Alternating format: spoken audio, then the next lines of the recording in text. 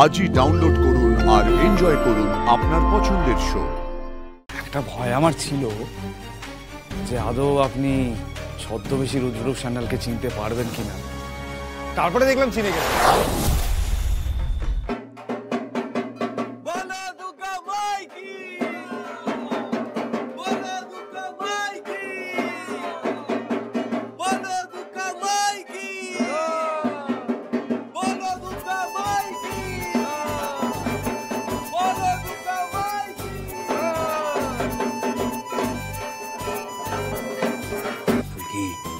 ছোট কুমার মনে হচ্ছে আদিত্যর কথা মেনে নিয়েছে।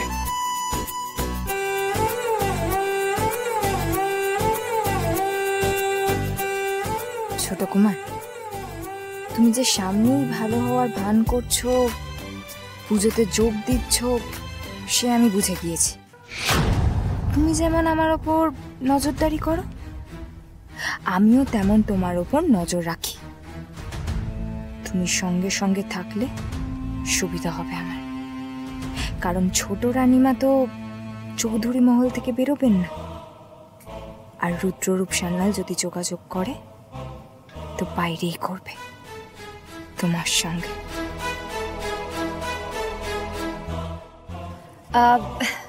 আপনারা সবাই এখানে এসেছেন, সবাই পুজোতে খুব আনন্দ করুন। এখন নবপত্রিকা স্নানে যাওয়া হবে, আপনারা যারা যারা যেতে চান আপনারা আসতে পারেন।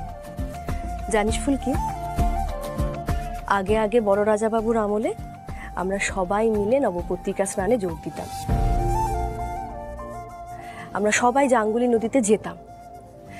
এবারেরও স্নান যাত্রা সেরকম হলে কেমন হয়? বেশ তো, ভালোই হয়। তাহলে এবার আর পুকুরে নয়, এবার জাঙ্গুলি নদীতেই নবপত্রিকা স্নান হবে। তোমরা কি বলো? হ্যাঁ, এক মিনিট, এক্সকিউজ মি। হ্যালো,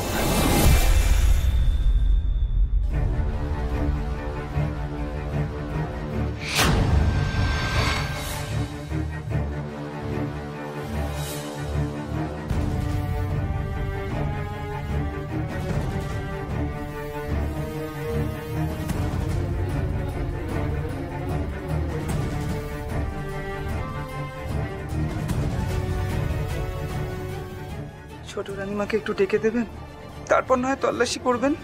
কে আপনি? আর কোথা থেকে এসেছেন? ঝোলাতে কি আছে? একটু ছোট রানীমাকে ডেকে দিন না, দয়া করে।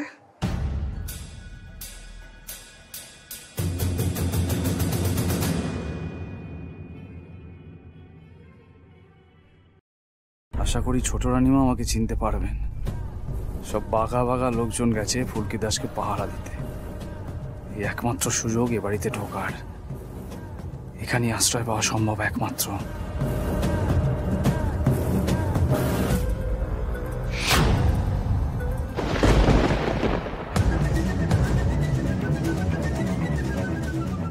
প্রণাম ছোট রানীমা।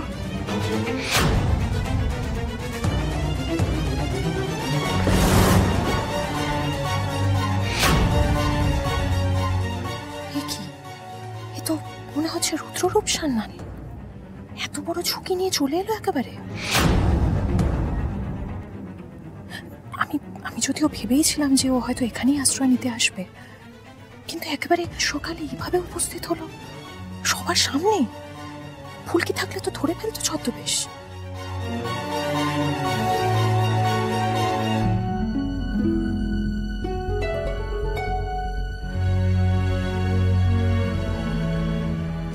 ম্যাডাম, ইনি কে? তল্লাশি দেবে না বললো, আর আপনাকে ডাকতে বললো। আপনি কি ওনাকে চেনেন? হ্যাঁ, উনি আমার বাপের বাড়ির লোক। প্রতি বছর পুজোয় আসেন আমাদের বাড়িতে। কি গো পুষ্প, তুমি তো প্রতি বছর পুজোর কাজ করতে বোধনের আগেই চলে আসো, এবছর এত দেরি করলে? ছেলেটার বড় অসুখ ছোট রানীমা। ও আচ্ছা আচ্ছা, ওনার তল্লাশি করার কোনো দরকার নেই। তুমি এসো এসো এসো এসো। আমি যাই। কি কাজ আছে বলুন? চলো।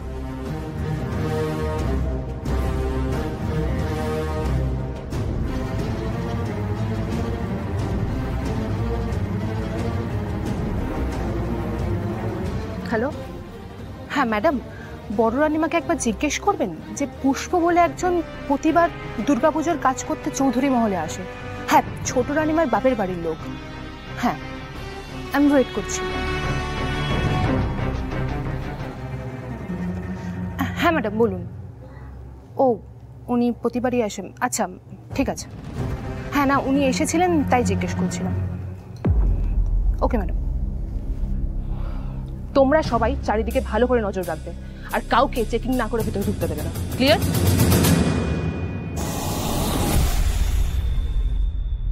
এসো। বাবারে বাবারে বাবারে, ওরে বাবারে। কি ব্যাপারটা কি তোমার? হ্যাঁ, এভাবে না বলে কো একেবারে ছদ্মবেশ নিয়ে ডাইরেক্ট এই বাড়িতে চলে এলে?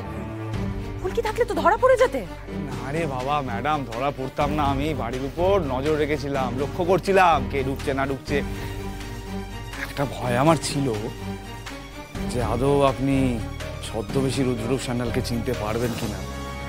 তারপরে দেখলাম চিনে গেলেন। হ্যাঁ, ওই যে কথায় বলে না, রতনে রতন ঠিক চেনে। শুনুন, এইসব ধরাচুরো পরে আমি আর বেশিক্ষণ থাকতে পারছি না। আমি পোশাকটা পাল্টে আসি, বাকি কথা পরে হচ্ছে, ঠিক আছে?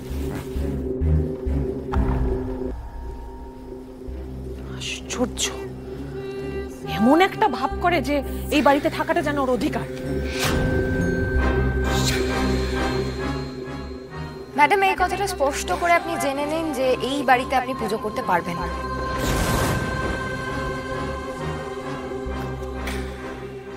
যখন এই পুরো মহলের সব সম্পত্তি আমার।